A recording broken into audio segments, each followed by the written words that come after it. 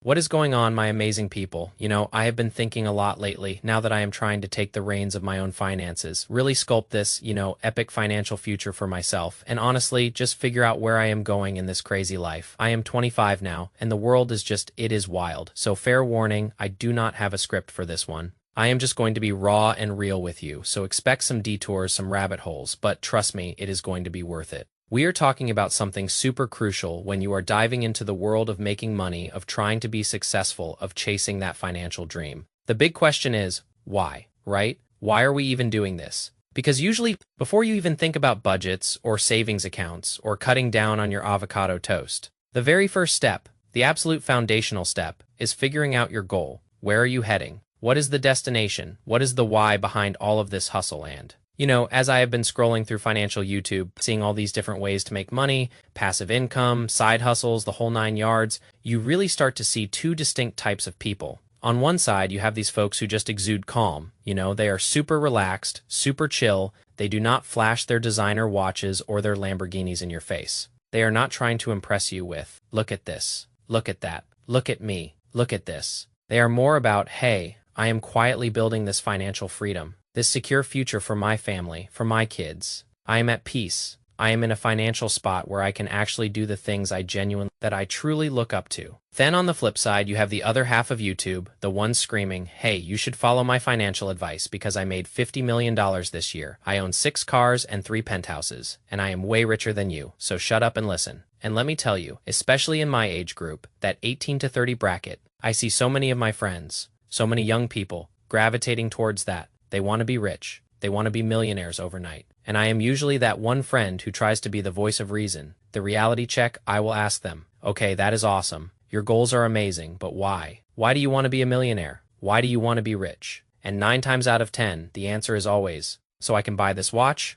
and I can buy this house, and I can buy this car. And that is when I start asking myself, does that truly make you happy? Maybe I am just making this video to get my own thoughts out there, to unpack what I used to think when I was younger, when I was like 20 to 23. I thought money would take me to the moon. But now, at 25, I genuinely believe it is not the material things that bring us lasting happiness. And look, I am not saying you should not want nice things. Material possessions are amazing. My parents actually call me 5-star because I genuinely love 5-star experiences. I love fancy restaurants. I love beautiful watches. I love cars. Oh my gosh. I love cars. I love stunning real estate. So, I get the desire for nice things, I really do. But the older I get, the more I mature, the more I realize that those things, they are not the ultimate source of happiness for me. They might make you happy, but I do not think they will make me happy. It is almost like that age-old argument, does money buy happiness? I think money buys experiences and experiences. My friends, can definitely lead to happiness, but I do not think money itself directly buys your happiness. It can set you up for a happier lifestyle, a more comfortable existence,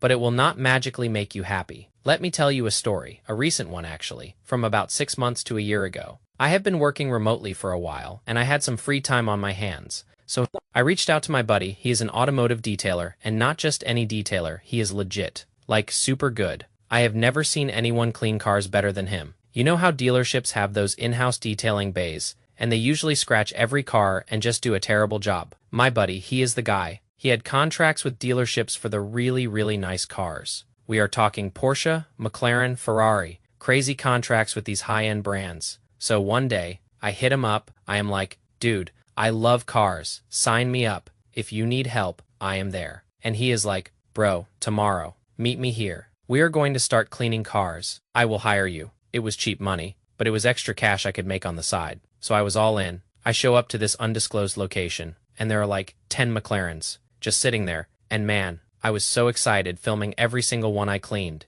enjoying sitting in them, taking pictures, the whole 9 yards. I am like, bro, this is insane. And, my absolute dream car, my ultimate dream car is a 911 GT3 RS. I do not care if it is the 991.2 or the 992.1. I just want a 911 GT3 RS. That is my automotive holy grail. And guess what? My buddy also had a contract with Porsche. So we pull up to his little spot near the Porsche dealership, and we are cleaning 911 GT3 RSS. We are cleaning Porsche Boxster Spyder RSS. Brand new cars, optioned out of their minds. Just absolutely insane vehicles. The first week I was there, I was in heaven. This is amazing. I am cleaning my dream cars. All these exotic beasts.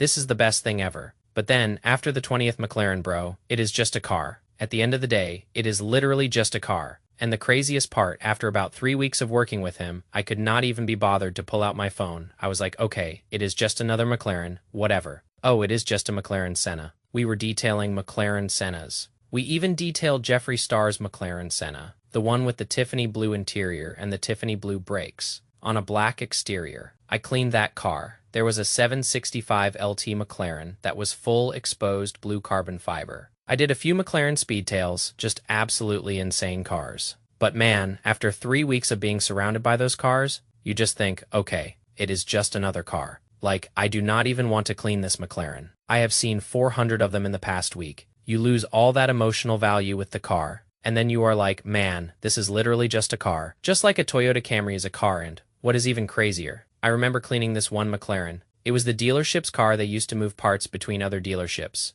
It was a 2027 20s, and this car had 8,000 miles on it, and bro, the leather was falling apart, the Alcantara was trashed, the paint was scratched up, and sure, you can argue, oh, it was a work car, but it had 8,000 miles on it. If you have a Toyota Camry with 8,000 miles, that thing is brand new. You could eat off the seats. This McLaren, with 8,000 miles, looked like it was about to disintegrate. And you start to realize, like, bro, this car is worth more than my house, and it is falling apart after 8,000 miles. Now, do not get me wrong. If you love cars like I do, you definitely see the value. But it just got to the point where after the 30th McLaren I washed in a week, you are like, bro, it is just a McLaren. I do not know how to explain it. But you almost lose that sense of specialness. And I know myself, do not get me wrong. I still want to work hard enough to afford my 911 GT3 RS, but I am being realistic with you guys. I know myself, I will buy a 911, I will get my dream car, I will beat the piss out of it for probably a week, and then after that week, it is going to sit in my garage, and I am going to think to myself, this does not make me that happy anymore. Because, for example, I had a BMW that I put a big turbo on.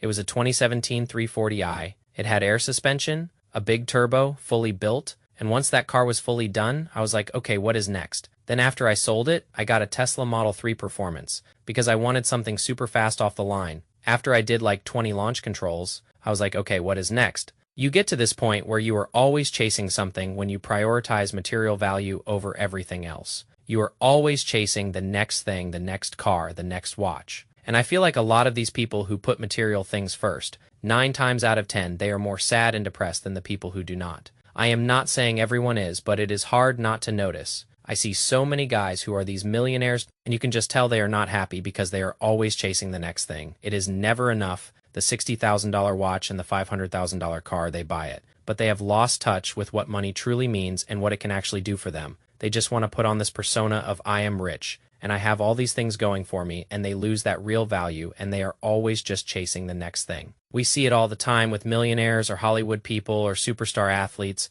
These guys are depressed, and it makes you wonder, bro, how are these guys depressed when they are millionaires? But it is because they are putting the wrong things first. They are not building their foundation on the things that will truly bring them happiness. They are building it on materialistic items, and that is not something you can truly build upon. A lot of people think that materialistic things will fix how they feel, but it is like, bro, once you get that shoe you want, or that car you want, or that certain look, you think, I am going to feel confident, I am going to feel successful, but the high of it, it lasts like 24 hours. And then you are just like, okay, what is the next thing I can get? I have just come to realize that a lot of those materialistic things are just filling space. They are not giving you any real value. So, I do not know. It is just something I have been thinking about a lot. So, to kind of pivot, it is like, what truly makes you feel good? What is going to make you happy by achieving financial freedom? It is not getting the cars. It is not getting the nice clothes. It is having that financial freedom to truly live how you want, to be stress-free. This world is filled with stress and anxiety, and people fear-mongering.